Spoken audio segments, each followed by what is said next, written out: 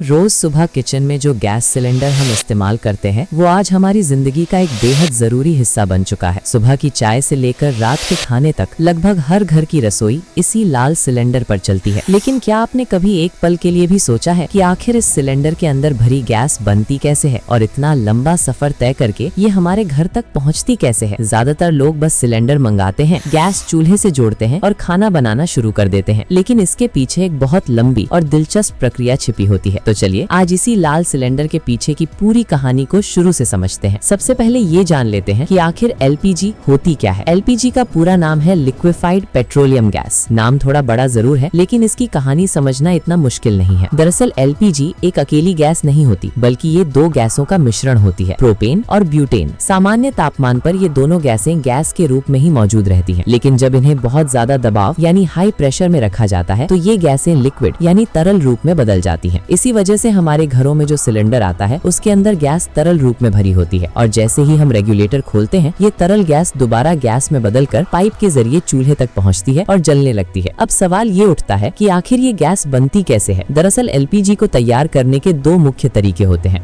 पहला तरीका है कच्चे तेल यानी क्रूड ऑयल की रिफाइनिंग, और दूसरा तरीका है नेचुरल गैस की प्रोसेसिंग। सबसे पहले बात करते हैं क्रूड ऑयल की रिफाइनिंग की। जब जमीन के नीचे से कच्चा तेल निकाला जाता है तो उसे सीधे इस्तेमाल नहीं किया जा सकता, इसलिए इसे बड़ी बड़ी रिफाइनरियों में भेजा जाता है, जहां इसे अलग अलग प्रक्रियाओं से साफ किया जाता है। इस प्रक्रिया को रिफाइनिंग कहा जाता है। रिफाइनिंग के दौरान कच्चे तेल को बहुत ऊंचे तापमान पर गर्म किया जाता है और फिर अलग अलग स्तरों पर ठंडा किया जाता है। इस पूरी प्रक्रिया के दौरान पेट्रोल, डीजल, केरोसिन और एविएशन फ्यूल जैसी कई चीजें अलग अलग स्तरों पर निकलती हैं। इसी दौरान एक गैसीय मिश्रण भी निकलता है जिसमें प्रोपेन और ब्यूटेन मौजूद होते हैं। आगे चलकर इसी गैस को प्रोसेस करके एलपीजी के रूप में तैयार किया जाता है। अब बात करते हैं दूसरे तरीके की यानी नेचुरल गैस प्रोसेसिंग की। जब जमीन के नीचे से नेचुरल गैस निकाली जाती है तो वो बिल्कुल शुद्ध नहीं होती, उसमें कई अलग अलग गैसें मिली होती हैं। गैस प्रोसेसिंग प्लांट में इस मिश्रण को अलग अलग चरणों से गुजारा जाता है, जहां प्रोपेन और ब्यूटेन को बाकी गैसों से अलग कर लिया जाता है। इसके बाद इन गैसों को हाई प्रेशर में लाकर लिक्विड में बदल दिया जाता है और इस तरह एलपीजी तैयार हो जाती है। अब यहाँ तक तो समझ आ गया कि एलपीजी बनती कैसे है, लेकिन अब अगला सवाल आता है कि भारत में ये गैस आती कहाँ से है। दरअसल भारत में एलपीजी दो मुख्य स्रोतों से मिलती है। पहला है घरेलू उत्पादन और दूसरा है विदेशों से आयात। घरेलू उत्पादन की बात करें तो भारत में कई जगहों पर रिफाइनरियां और गैस प्रोसेसिंग प्लांट मौजूद हैं। गुजरात का जामनगर, मुंबई हाई और असम जैसे क्षेत्र इसके प्रमुख उदाहरण हैं। इन जगहों पर एलपीजी का उत्पादन हो जिससे देश की जरूरत का एक बड़ा हिस्सा पूरा किया जाता है। लेकिन भारत जैसे बड़े देश में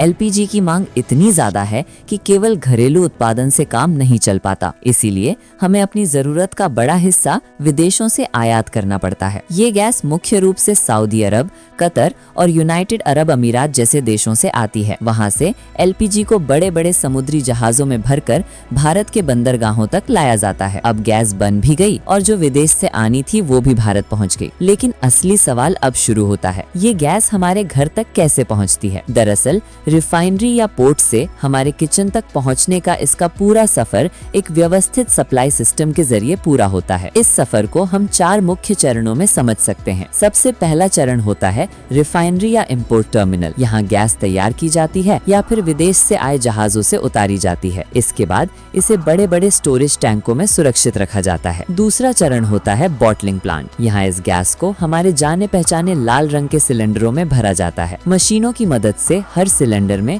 तय मात्रा में गैस भरी जाती है और फिर उसकी अच्छी तरह जांच की जाती है ताकि वो पूरी तरह सुरक्षित हो। तीसरा चरण होता है डिस्ट्रीब्यूशन। भरे हुए सिलेंडरों को बड़े ट्रकों में लाद कर अलग अलग शहरों और इलाकों की गैस एजेंसियों तक भेजा जाता है। और आखिर में आता है चौथा चरण, होम डिलीवरी। जब हम गैस बुक करते हैं तो गैस एजेंसी का डिलीवरी पर्सन वही सिलेंडर लेकर सीधे हमारे घर तक पहुंचा देता है। इस तरह लंबा सफर तय करके एलपीजी आखिरकार हमारे किचन तक पहुंचती है। भारत में इस पूरे सिस्टम को मुख्य रूप से 3 बड़ी सरकारी कंपनियां संभालती हैं। पहली है इंडियन ऑयल कॉर्पोरेशन, जिसका सिलेंडर हमें इंडियन गैस के नाम से मिलता है। दूसरी है भारत पेट्रोलियम, जो भारत गैस के नाम से सिलेंडर देती है। और तीसरी है हिंदुस्तान पेट्रोलियम, जिसका ब्रांड एचपी गैस है। आज के समय में एलपीजी भारत के करोड़ों घरों में साफ और सुरक्षित तरीके से खाना पकाने का सबसे महत्वपूर्ण साधन बन चुकी है। ये सिर्फ घरों में ही नहीं बल्कि कई उद्योगों में भी इस्तेमाल की जाती है। अगर इस पूरे लंबे सफर को एक लाइन में समझें तो बात कुछ ऐसी है।